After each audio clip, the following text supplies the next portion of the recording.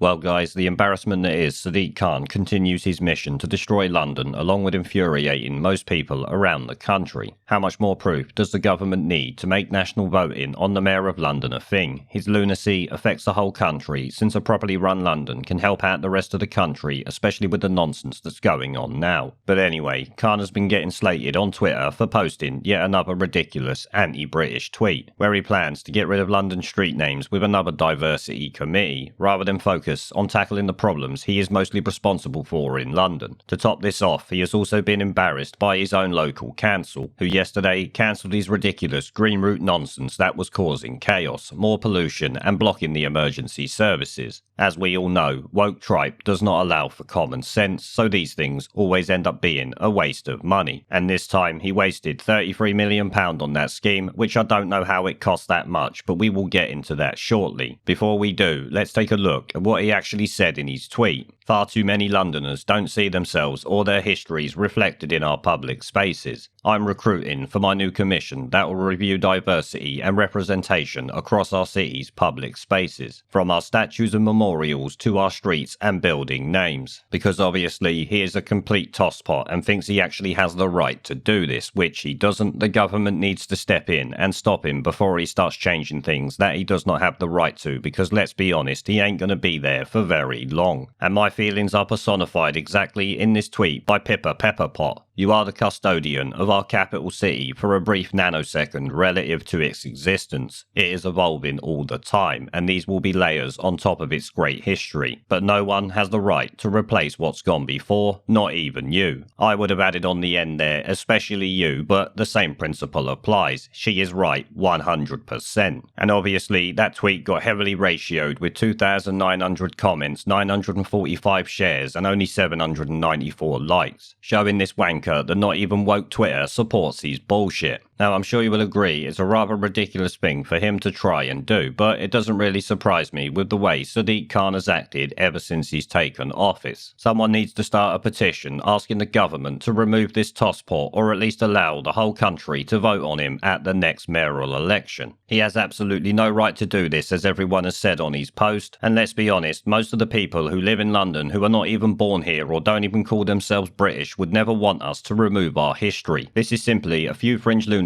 who get amplified because of their positions now that they have infiltrated the institutions of this country. I am willing to bet 95% of the people he seems to think he is doing this for would never agree with him. He is just listening to the woke activist tosspots that we all have to deal with every single day. They scream and shout from the rooftops because if you make enough noise, then these idiots actually think the British public supports it, when as we know, they really don't. Now, like I said, to top this off, the Mail Online picked up on his local council shitting all over his woke bullshit that has now been thrown out. The Mail Online's article headlines, Sadiq Khan's own council scraps his £33 million green traffic scheme for causing chaos, blocking emergency vehicles and generating excessive levels of pollution. Because obviously whoever did the prep work for that didn't do it properly and likely just paid their friends to get it done quickly. How the fuck can you do £33 million on what they have actually done by the sounds of this article? Sadiq Khan's own council scrapped his £33 million green traffic scheme over concerns it is causing chaos, blocking emergency vehicles and generating excess levels of pollution. Wandsworth Council obtained funding from Transport for London to launch trials of low traffic neighbourhoods last month, but announced today it has suspended the project. A statement from the Wandsworth Conservatives claimed the scheme, which prohibited vehicles from using certain roads, is not wanted and the adverse effects are now clear. The group issued a comment yesterday confirming it had decided to urgently review the low traffic neighbourhoods in Tooting which were imposed upon the council by TfL, which does make me question how the fuck TfL has the right to even do that, but maybe we'll have to look into that another day. Traffic calming measures have to work for residents, and if they don't, the council stands ready to change them, they added, which obviously it looks like they did. Today, the group claimed the trials were harmed by TfL's changes to a major road through Tooting. TfL, chaired by Mr Khan, has implemented cycle lane segregation and banned turns at several junctions on the A24 as part of the £33 million scheme to promote alternative forms of travel in London as it emerges from the coronavirus lockdown. So please tell me how changing a few roads roads and adding a couple of cycle lanes cost this prick £33 million.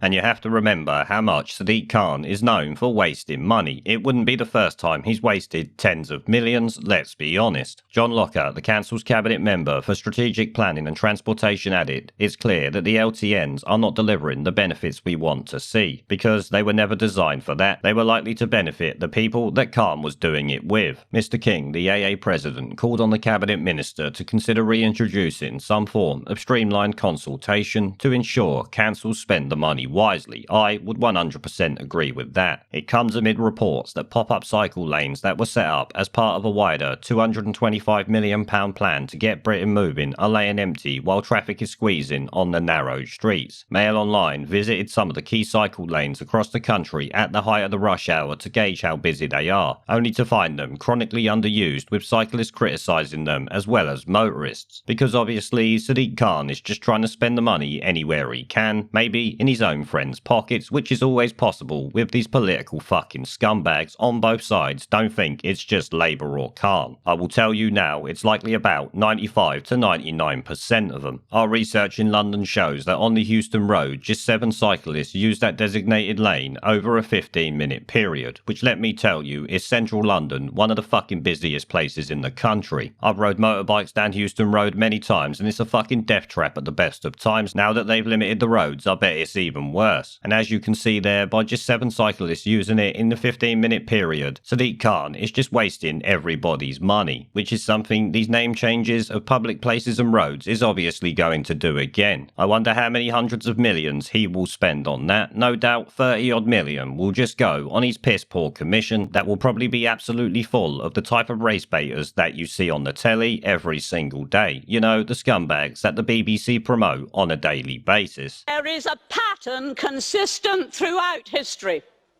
of oppressed people turning on the oppressors. Slaves against their owners, the peasantry against the feudal barons, colonies, Mr. Verhofstadt, against their empires. And that is why Britain is leaving. And it doesn't matter which language you use, we are going, and we are glad to be going. We're off.